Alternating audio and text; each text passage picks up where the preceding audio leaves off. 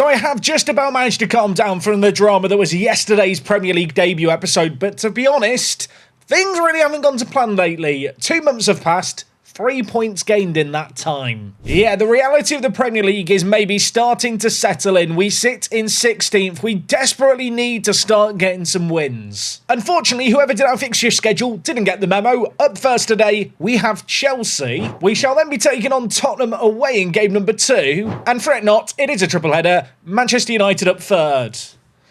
I mean, this is just a horrific start to the season, fixture-wise. Can't say I'm looking forward to today's matches, but we have already played Man City, Liverpool and Arsenal, so after these next 3 games, things should theoretically get a little bit easier. Now, since last year, the transfer window has slammed shut. I went a bit crazy on deadline day, signing a load of youngsters, but there is one new first-team signing to mention, and it is this man, Carlos Lenis, 21 years old, Colombian striker, has blistering pace, not too bad in the air, and I wasn't necessarily out to sign a new right attacking mid, but he really fit the bill, and I think when you see the price we paid for him, £725,000, you kind of start to understand why I just decided this was worth making a signing of. I think Carlos here is superb. Admittedly, he's only played 1 game for us so far, and he didn't score in it. Besides him, though, 4 youngsters for the future signed. The first signed from Clerk Brugge. Of course, we already signed one of their players in our new centre-back in Grommen. We've also signed Barrere from them. I'm definitely not saying that name correctly. This guy is a young Belgian lad, only just turned 18,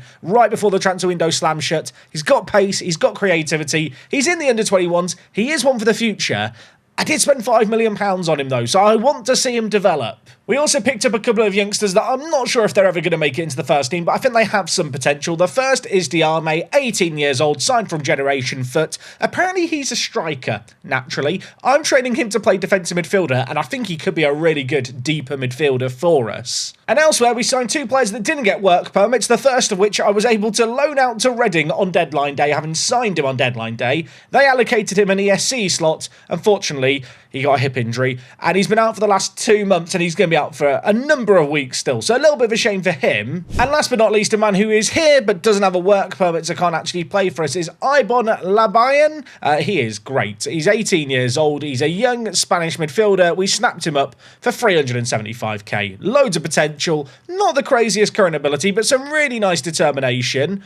I'm hoping he could develop into a special little player. On the outs, only 2 really to mention of note. The first is Malik Diouf, who's headed on loan to Chesterfield. I just felt like he wasn't needed around the club. He was kicking up a stink, wanted more money that I didn't want to give him, and right now he is struggling to play in League One. And the other one on this one might come as a little bit of a shock, but Reza Masseni I've decided to loan back to Iran. The 23-year-old, obviously, we signed for £1 million last year. We've signed a number of players that are kind of a similar profile to him, and yeah, I just felt like a loan move made the most sense. Get him some game time, get him developing, hopefully he'll hold his value, and potentially we look to move him on. Now, annoyingly, one of the men who I signed and we talked about in last episode, who I was really excited about in Spoljar, is unhappy and wants to leave the club. He was one of the reasons I decided to loan out Masseni. The reason he's unhappy, I forgot that I promised I was going to sign him a friend. Yeah, I told him I was going to sign him another Croatian player. I didn't do it, and he doesn't like me anymore. But I hope he'll forgive me with time. And actually, whilst we do look at the squad screen, I think it is worth just sorting the squad by wages and acknowledging I have doshed out a load of new contracts. A lot of the key first-team players have been offered new deals, including Aguiar. I know that one's not going to be overly popular. He is now the highest earner at the club. But I look at him with his perfectionist personality at 23 years old, now the vice-captain of the club as well. And he is currently our top goal scorer.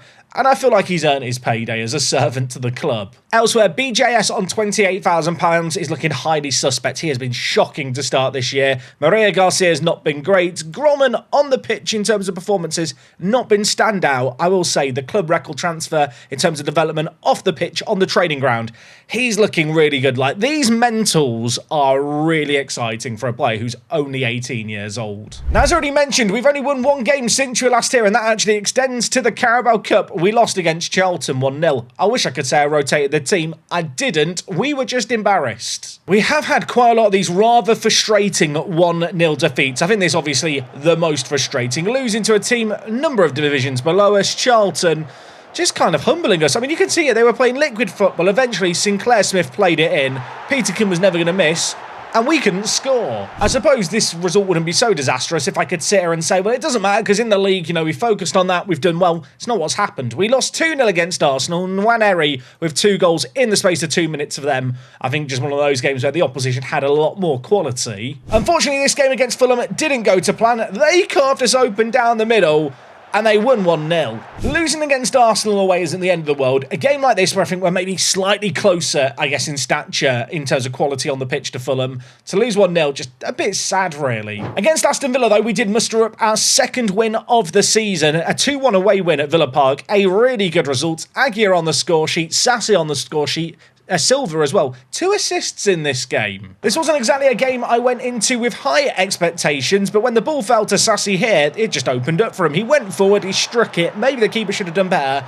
I do not care. And our very next game was another 2-1 result, but this one was absolutely heartbreaking. We had a way better XG than Liverpool in this game. We crafted out some great opportunities, and yet it meant absolutely nothing. At the death in this game, the ball was struck across our goal. It hit Pereira, the new Argentine centre-back. He knew nothing about it, and it ended up in the back of the net. This did really have the potential to be an upset. I would have been delighted with a point at home against Liverpool. To get nothing was just gutting. And speaking of doing nothing, against West Ham, right at the end of the first half, they took the lead at home. This was the kind of game where I felt like we had a chance. You know, maybe we could grind something out, but this mad scramble that ended up in the back of the net saw them break the deadlock. And unfortunately, despite going on the front foot and trying to make something happen, that was the game in terms of goals scored. It does mean when you look at the league table, it's not pleasant reading with us in 16th, particularly knowing the games that we've got coming up today. The only team we've won against, Nottingham Forest, sit rock bottom of the table right now, so maybe that is going to prove to be a crucial 6-pointer that we won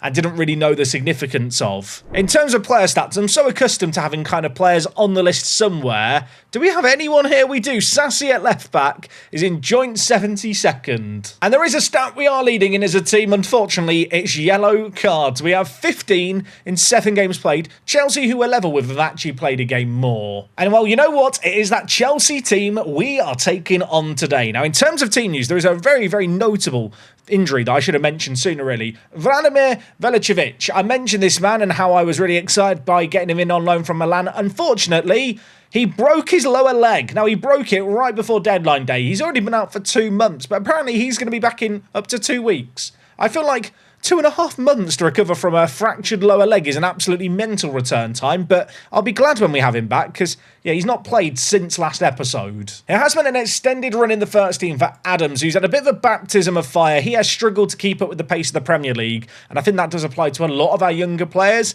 If there perhaps is a silver lining to all of this, a lot of the players we have given the game time to are starting to show some signs of development. Now, in terms of the team selection, with the exception of Addams, it is the exact same team that took on Nottingham Forest. There is a minor change. I've got rid of the tracking wingers and gone to regular wingers just to try and offer a little bit of support to Aguirre. The tracking wingers are really good for kind of coming back, shielding the defence that little bit more, really bogging up the wider areas. But actually, with our aerial ability, I don't feel like that's super essential. As wingers, they will track back and offer the defence some support.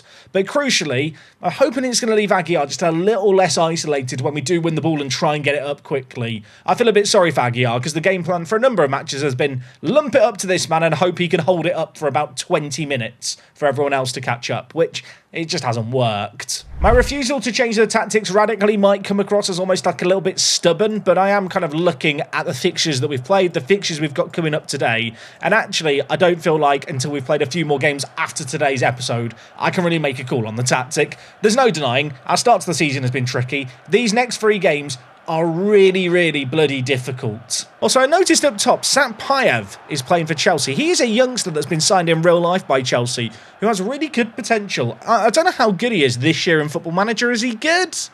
Yeah, okay, he's very good. That's scary, isn't it? They've still got Palmer, Enzo, Lavia, Garnacho, Colwill as well in the team, and that can't be Reece James. They've got Reece James still in their team at right back this far into the future. I feel like that with this being our first season in the Premier League, I want to give you a taster as to the big guns and the big teams that we are going to be playing, you know, for the foreseeable future of this save game, really. I'm sure Chelsea are going to become formidable foes, and admittedly, this is probably the least even matchup there'll ever be between our two sides. As Quinn on Quinones steps forward and scores. You know what? I don't care it's uneven. It's uneven because we're better than them. Now, I will say BJS has been stinky this year, and Julio Quinones has not been much better out on the left-hand side. So actually, to see the two inside forwards link up to put us ahead here, that makes me feel warm and fuzzy inside. That was, by the way, our first and only shot of the game, but we do not care. I shouted some praise at the players and got loads of green happy smiley faces. Then a highlight began. Am I going to regret telling the players that they were beautiful and playing great? Perhaps.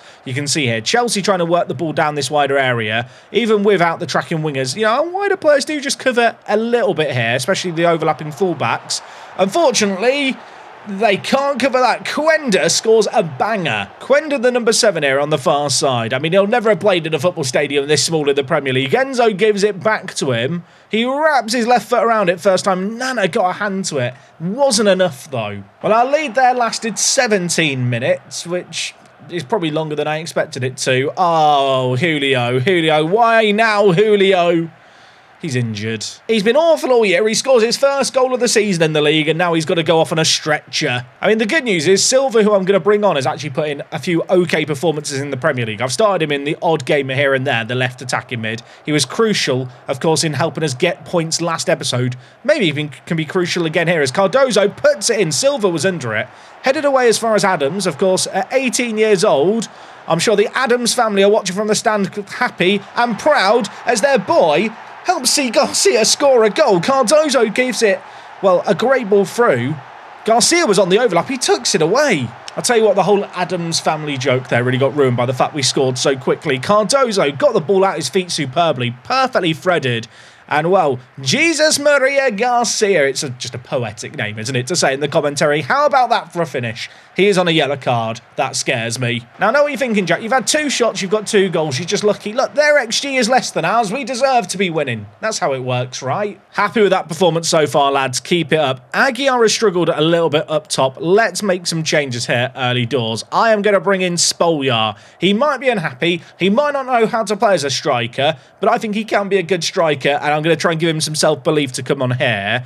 Elsewhere, I mean, there's a temptation to make more radical changes across the pitch, but it's just a little bit too early, isn't it? I'm thinking about Creti at right back, thinking, do I bring you in for Maria Garcia? I mean, he's got a goal. Should we just tell him to do less hard tackling? That's probably sensible. All right, mate, you were on a booking. Just don't be a wang about it. Just ease off your tackles. Be sensible. I don't know if it's just me. I am definitely guilty of in FM26 being a lot less tinkery with my player instructions, particularly kind of individual instructions. Like the whole user interface of those is just, it doesn't make me want to click on stuff. But I feel like in this instance, I have to engage with it. I need to do everything in my power to stop this man here, who's a god on the ball, from being a wang off the ball, because he can just be a wang off the ball, Maria Garcia.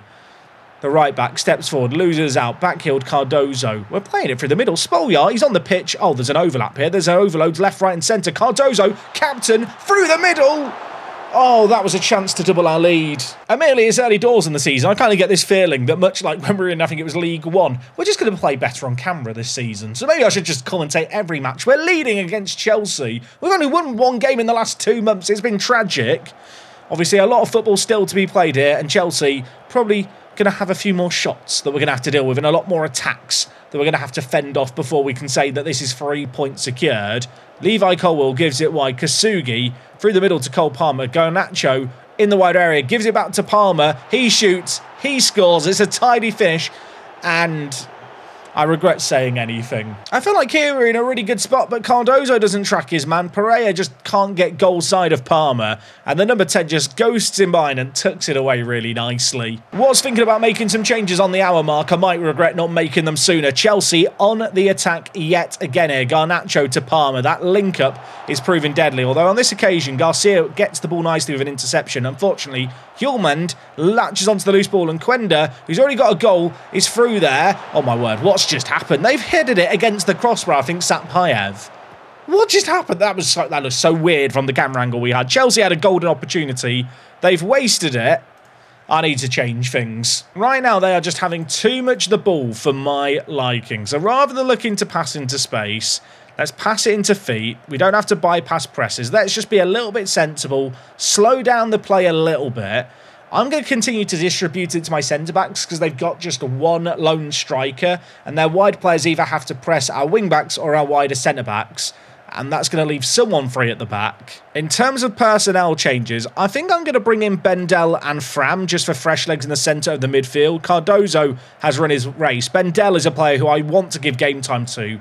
He's been improving really nicely, the young Austrian, and of course Fram was the free transfer in the Championship, who's still here now. I'm looking across the rest of the team. I feel like I need to hold one sub back just in case.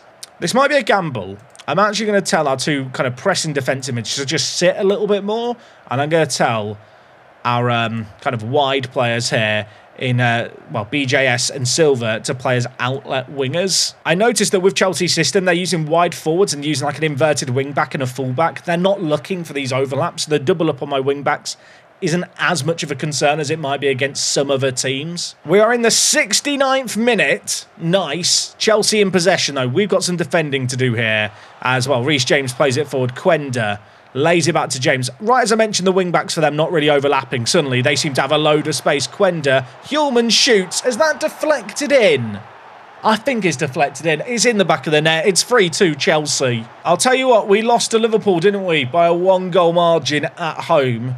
It's the same about to happen against Chelsea. This shot goes through a lot of traffic. It deflects. It deflects off Jimenez. The keeper has no chance. I mean, with 20 minutes left now, we might as well just go for it. We might as well just have a go. I'm going to bring in Lennis, the new signing, for less than £1 million to play up front. And then Spolyar is going to move into like a more centre mid role. We will play him, I think, as a tracking, attacking centre mid. And for our mentality, we're going on attacking. We've just got to try and make something happen here. We've not created a great deal. To be honest, Chelsea's XG of less than 1 implies they've not created a great deal either. We've frustrated them to long shots. With nothing left to lose, we might as well go for it here. Sassy, Silva, Bendel, shoots, hits the crossbar. The 19-year-old almost made himself a hero immediately on his live-com debut. He could still have another go here. Okay, the first one was better than the second one. We have a set piece. It's Spolyar. Spolyar, free kick. I'm sorry I didn't sign you a friend. Oh, the keeper makes another save. We've got them on the back foot. Silva is over a corner. He's going to look to get it into the near post. We have lots of big, meaty men to aim for in the middle. Silva, Cliff Garcia, not Cliff Garcia. Jesus Maria Garcia to Nicolas Silva. I'll tell you what, I always knew I'd accidentally drop Cliff Garcia's name at some point. If you didn't watch the Gibraltar live stream save last year, you have no idea who Cliff Garcia is. All I'm saying is, Jesus Maria Garcia will never be that man. But in this moment, he showed glimpses of Cliff Garcia. The through ball there. And then Silva's finish is lost in my commentary, really. What a lovely finish into the bottom corner. It's 3-3. This might be naive. It might be stupid. I'm staying on the front foot.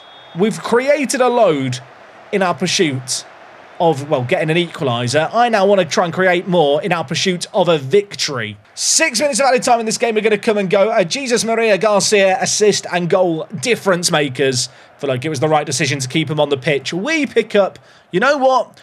What could be a crucial point at the end of the year. Wasn't pretty, wasn't beautiful, but every point matters. Julio is out for 2 to 4 weeks, as Silva is definitely going to get an opportunity to shine here. As if we do just look at things, we've got Tottenham away in exactly a week, and then just, 6 days later, we're at home against Manchester United, who are currently in second. We avoided defeats against the team who was in fifth. Now we've got to try and do the same against the teams in third and second. Buckle up, buckaroos. Oh, we're only just getting started. Well, a rather uneventful week means we've only got the Julio injury to worry about, although I am wondering if I should just rotate things in the final third. When you kind of look at the average ratings across a lot of the starting 11, there's players who aren't really performing. We're going to bring Silva into the team at left attacking mid. That does mean that Ziddy can make the bench, but actually Ziddy's recent developments have been really promising. I'm actually training him to play at right attacking mid, just to add another string to his bow. But in this game here, and it might be silly, I fancy starting him up front, the youngster, and just seeing how he gets on. I'm kind of wondering if I should just view this game as a bit of a free hit against Tottenham, away from home, play some youngsters. If we cause an upset, great. If not, at least I've got them some game time. Bendel has really been impressing me with his recent developments. He cracked the crossbar in that game against Chelsea. He showed a bit of bravery to actually take on the shot. You know what? I'm going to bring him in for Cardozo, who I am just going to give a little bit of a rest to. Is it overly defeatist to be rotating my team against the team currently third in the Premier League? Maybe a little bit, but this is going to be a really long season. At the back, you know what? Haddad can come in for his first game of the season, and I'm going to do the same with O'Loughlin, although I am going to keep Gromman on the pitch. I feel like we'll play him at the heart of the defence. I need to give this guy as many minutes as possible. I'm even weighing up just changing things in the wing-back area as well. I could bring in Creti or Tiz, I've not really mentioned. I only have, obviously, as a starting left-back, Sassy and then Ortiz. And Ortiz is the one player who, if Sassy got injured, I'd be very concerned about making this guy my regular starter at left wing back for the whole season. He's made one appearance off the bench so far. Probably a bit of a cruel experiment to bring him on here, but that is what I'm going to do. Anyway, that is our team locked in for this game. If you were wondering about the away day, we will eventually do the away day to the Tottenham Hotspur Stadium. But in the Premier League, obviously, you play a lot of the same teams over a number of seasons. There will be future opportunities to do this away day. And for here and now with the triple header, I just want to keep the matches going. I want to keep the momentum going. Admittedly, with the changes I've made, that is maybe a little more difficult than I could have otherwise made it. But this is the kind of game where suddenly, if we put in a half-decent performance against Tottenham, I'm really going to start to question my team selection. I'm going to start to look at players that were in the team last year, like Haddad and O'Loughlin, and think, should I be bringing them in more? I'm going to look at the final third and think, Lennis, Ziddy, Silva, are these players that I can call upon sooner than I realised? It's weird, right? It's not like our fixture congestion this year is going to be awful by any means. Having played in the EFL, you play so many matches across the 46-game kind of league season and then cup games on top of that. But I do kind of believe in this idea in Football Manager that if you have some first-team players that aren't really performing, just dropping them for a game, giving them a little sit on the bench, it can be a wake-up call.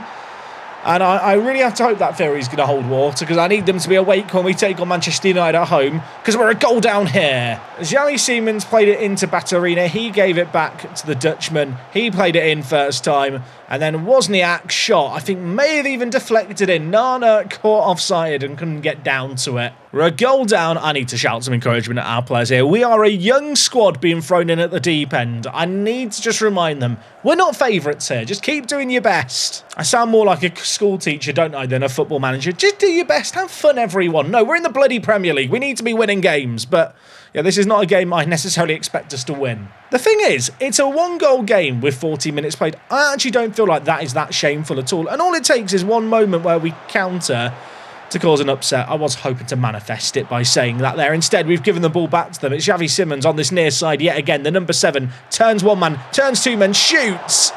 And Nana has turned that round the post. I feel a bit sorry for Nana, because I feel like the goalie, when you see the replay system in Football Manager and kind of how it works, you don't really see him making any saves. They've had 4 additional shots on target. He has stopped them all. I'm going to hope that at the end of this first half, it is just going to be a one-goal game. I have noticed our right wing-back and our right mid have both got knocks. I might need to make some subs at half-time there. Let's make sure we get in at half-time, where the whistle is going to go here. And we are still in this. I've told the players you've been terrible so far, sort it out. There is some tired legs in this team, isn't there? Okay, you know what? Garcia on and Sassy on in the wider areas. Lennis has a knock. I'm not going to risk it. I saw my assistant mention it was a twisted knee. BJS, in you come. Making 3 of my 5 allocated changes at halftime is a decision. There was a bit of a temptation to switch to the attacking system now and bring on more fresh legs. But you know what? We've not embarrassed ourselves so far in this game. And I feel like we just have to keep doing what we're doing. He says that we've not had a shot on target. I'm just trying to find positives. Keep games like this close away from home. You know, keep it to a one-goal game. Give ourselves the opportunity with 20 minutes left to go more attacking, to go on the front foot and try and snatch something back. It's what we did against Chelsea. It's what we did against Man City last episode. It's what I'm hoping we'll have a chance to do here. Although with Kulusevski bringing it forward, that might not be the case. Silva can't do the defending. It's blasted in. It's blocked wide. I need to shout some encouragement at the players here. We need to ride this out. And they've got a corner. It's Connor Bradley over it on the near side. He's left the northwest for North London. And wow, he nearly turned provider. Udogie's header has hit the outside of the post. And that's a questionable decision to pass it away from goal, but one that I will not complain about. Get away from our goal, Tottenham. 20 minutes left. I've got a couple of changes. I'm looking at Nicolas Silva on a 6.0 rating at left mid, thinking you might have to come off. Maria Garcia, on off the bench, of course, at half-time. Plays it forward to BJS. We've hit the post. We've hit the post. It was onside as well. That was actually an opportunity. There's 18 minutes plus added time. We are going to go for this game now, and we are going to try and make something happen. I am going to bring in Spolyar, and I am going to bring in, I think, Aguiar up top. Part of me wants to take off Silva. I just don't have a left attacking mid option that I'm happy to bring in. Well, we've changed systems, and there's immediately a highlight. This is either going to prove to be genius by me with the tactical tinkering, or they're about to immediately undo all the hard work we did defensively for the last 75 minutes. We've held on in this game, not created enough to be honest, but well, we're still in with a chance as Nana turns that shot round the post. That was almost an insane solo goal. I'm going to shout some praise. I'm going more attacking as well here. There is, 12 minutes left of this game? They've got a free kick in a dangerous area. I don't like this. Kulusevski, Nana scores the own goal that Donnarumma did last episode. I've not seen this own goal happen before, and now I've seen it twice in 2 videos. If you're playing FM26, have you seen this own goal happening on the regular? Is there something cursed about the Premier League? I'm not sure. Nana's taken it across his own goal. It's 2-0, Tottenham. When Nana told me his inspiration was Donnarumma growing up, I didn't realise he meant like that. So we've done so well in this game to hold them to 1 goal. For that to be how we concede the second is just really frustrating. And sadly, we've not looked like scoring in this game. We haven't looked like scoring 2 goals in this game either. And that's what it's going to require to get anything here, as Tottenham are looking to go for the jugular. Kulusevski pulls it back. Kulusevski, the Swedish striker, shoots. It's only just wide. You know what? Get me back to the dripping pan. Get Manchester United in front of me. That game might be more winnable. We are going to lose this game. It is, I'm going to say only. It is only 2-0. Which we've not done enough going forward. But defensively, we weren't atrocious. The own goal is gutting. Annoyingly, Manchester United are still second in the league and looking in really good form. They've just dismantled Crystal Palace 4-0. There's a light at the end of the tunnel for me, and I'm not sure if that light at the end of the tunnel is kind of the fixtures after Manchester United, or if it's the headlights of a Manchester United-shaped train coming straight towards us. We've got them up next. We play them on Friday.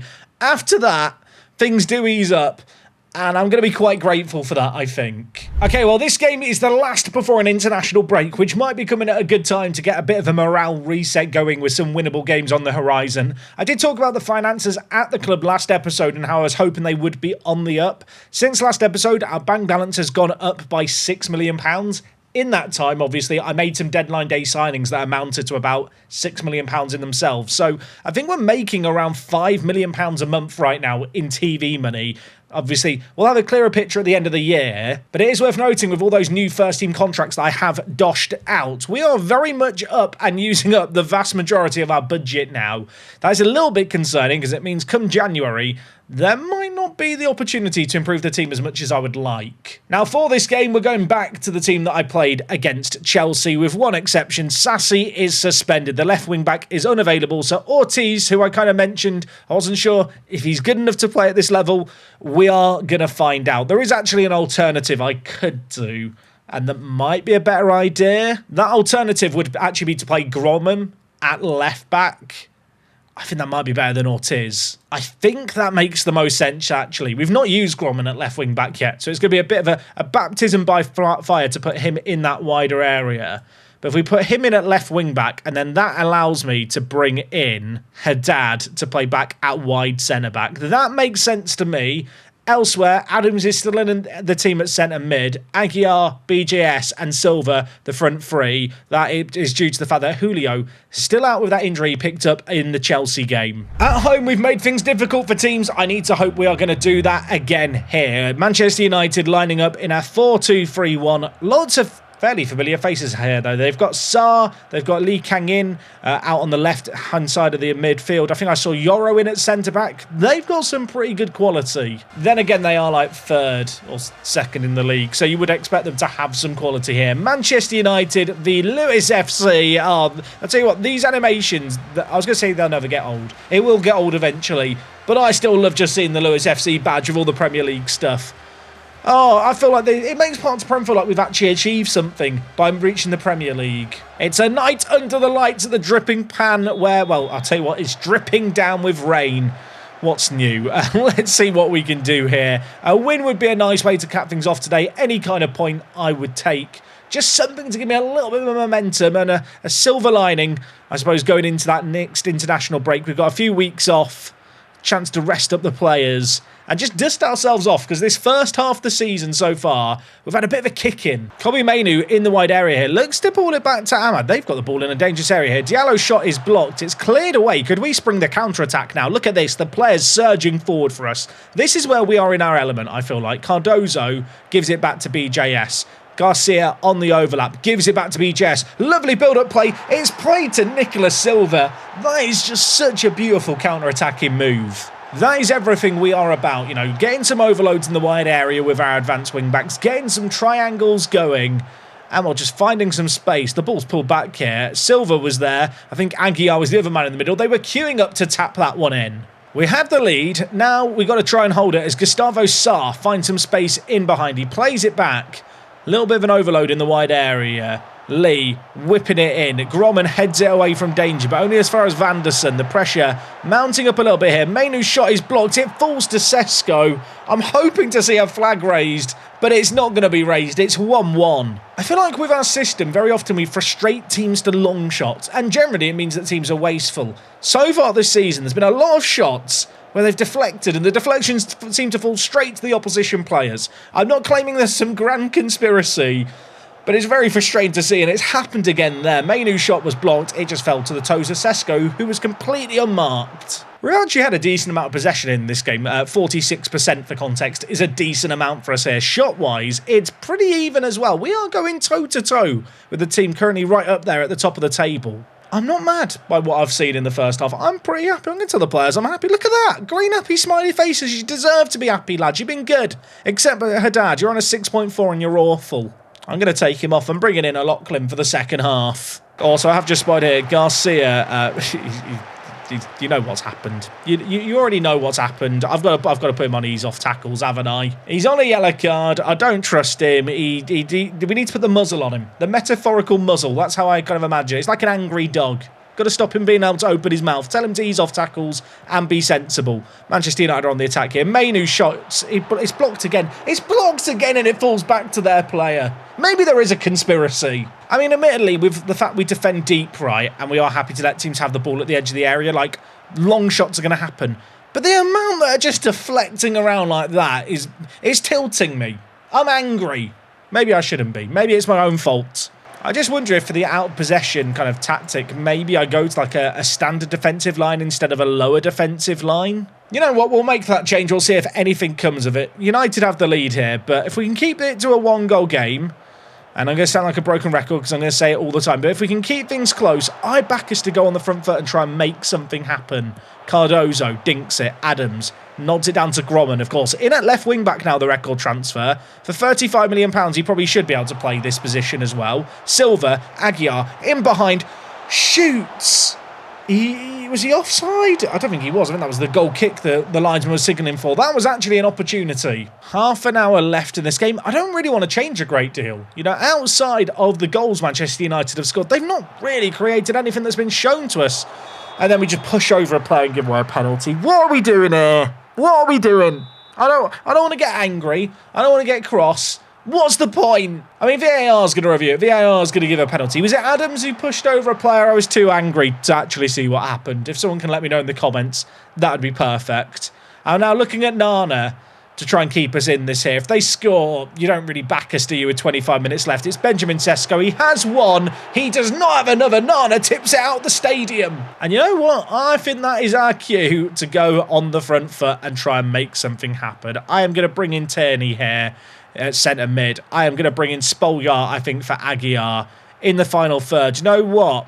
Zidion, you come on the right side, my friend. I'm training you to play here. This is your test.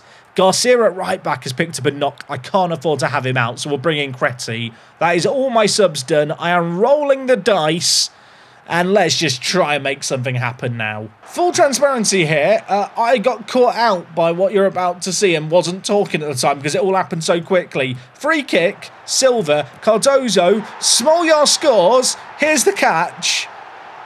I don't know if this goal's about to be given. There's a VAR check. Is this goal going to count? It is going to count. Okay, that was a very weird highlight. The highlight literally started with Silva kicking the ball.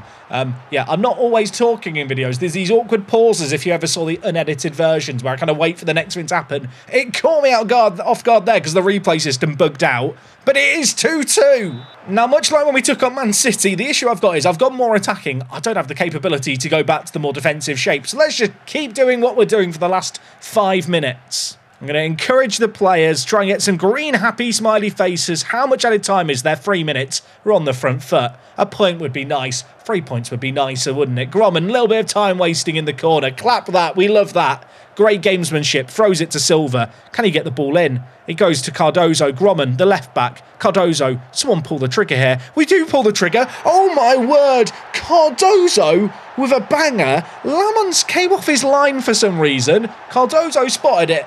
And it's one of the best strikes you're going to see all year. What was the United goalie doing here? Lamons comes charging out for some reason. Cardozo spots it and chips the keeper.